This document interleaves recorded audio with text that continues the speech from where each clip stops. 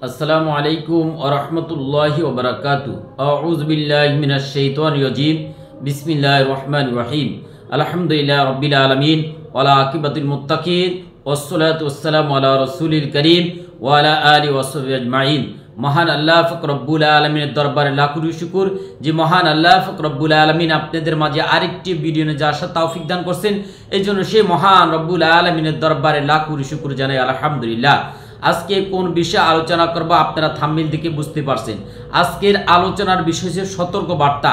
আপনারা জানেন আমি অনেক কষ্ট পরিশ্রমের মাধ্যমে একে কয়েকটি কিতাব লিপিবদ্ধ করেছি। তার ভিতরে 3টি বই প্রকাশিত হয়েছিল। প্রথম বইটি হয়েছে তিলিসমতে কোরআনী। সেই বইটি মানুষের হয়রানির কারণে আমি বইটি নষ্ট করে দিছি। দ্বিতীয় বইটি বের হয়েছে তিব্বে রুহানি। তারপরে যে বইটি তৃতীয় বইটি বের হয়েছে সেটা হচ্ছে আরকায়া সারায়া। দুর্ভাগ্য আফসোসের বিষয়, আমি কত অসুস্থ কত দুর্বল মানুষ আপনারা সবাই অবগত আছেন, যারা আমাকে দেখছেন অথবা যারা সরাসরি আমার কাছে আসছেন। কিন্তু আমি এত কষ্ট মেহনত পরে কিতাবটি লিপিবদ্ধ করার পরও কিছু দুষ্কৃতী মানুষ এই বইটি নকল করে লেছে, পিডিএফ ফাইল বানাইছে। অনেক কষ্ট করে আমি বইটি তৈরি করছি।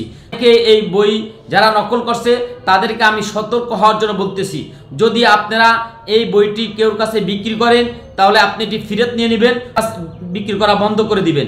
আপনারা বইটির পিডিএফ বানাইয়া বইটি বিক্রি করেন, এর কারণে আমার কষ্ট হয়। কেননা অনেক মানুষে পিডিএফ আপনাদের কাছে কিনে নিয়ে আমার হোয়াটসঅ্যাপে নক করে এই আমলটির জন্য আমাদেরকে এজাজত দেন, অনুমতি দেন। দুর্ভাগ্য ও আফসোসের বিষয়, টাকা খান আপনারা আর আমি হয়রানির শিকার হই। এই জন্য আমি আপনাদেরকে মেহেরবানি করে বলবো, যারা পিডিএফ ফাইল তৈরি করছেন আল্লাহর বস্তে আপনারা পিডিএফ ফাইলটা বিক্রি করা বন্ধ করে দিবেন। আপনারা পিডিএফ ফাইল বিক্রি করে গুনাহগার হবেন না। যাদের কাছে বিক্রি করছেন তাদেরকে বলে দিবেন অন্য কেউর কাছে যেন আর এটা প্রকাশ না করে, কাউকে না দেয়। অন্য ভাইকে বলতেছি, যারা এই পিডিএফ ফাইল কিনতেছেন, যারা ইসলামের দুশ্মন, তারা এই পিডিএফ বানায় বিক্রি করতেছে, তাদের কাছ থেকে আপনারা পিডিএফ কিনে ক্ষতিগ্রস্ত হবেন না। যে পিডিএফ বিক্রি করবেন সেও ক্ষতিগ্রস্ত হবেন, যে পিডিএফ কিনবেন সেও ক্ষতিগ্রস্ত হবেন। আমি সতর্ক দিয়েছি।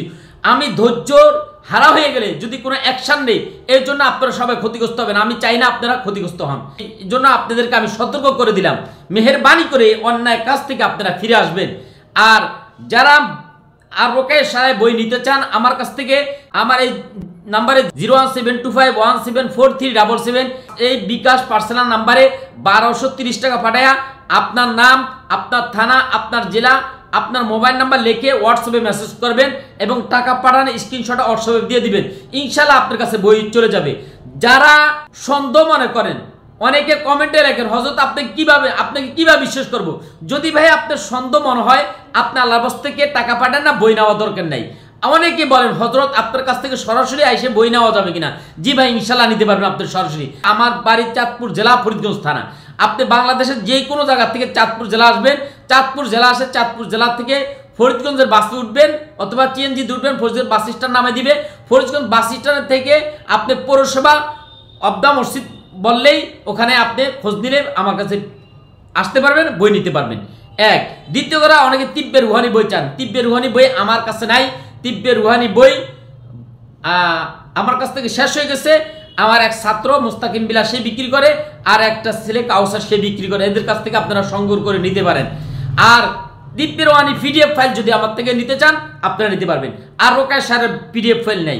মেহেরবানি করে যাদের সন্দেহ হয় টাকা পাঠাতে, মেহেরবানি করে টাকা পাঠানোর দরকার নাই, আমাকে হয়রানি করা দরকার নাই। আপনার ভালো লাগে না আপনি নেবেন না, আপনার ভালো লাগে আপনি নেবেন।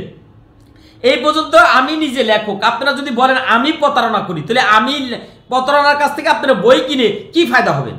প্রতারকের লেখায় তো কোনো ফায়দা আসবে না।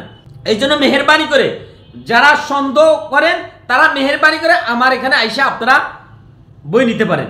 আর যারা সন্দেহ করেন না তারা আপনারা আমার বিকাশ নাম্বারে টাকা পাঠান, আপনারা বই সংগ্রহ করতে পারেন। আল্লাহ পাক রব্বুল আলামিন আমাদের সকলকে কোরআন সূরা বুঝে বুঝে আমল করার মধ্যে তৌফিক দান করুক, শিরক মুক্ত ইবাদত করার মধ্যে তৌফিক দান করুক, আমলে সালেহ করার মধ্যে তৌফিক দান করুক। আসসালামু আলাইকুম ওয়া রাহমাতুল্লাহি ওয়া বারাকাতুহু।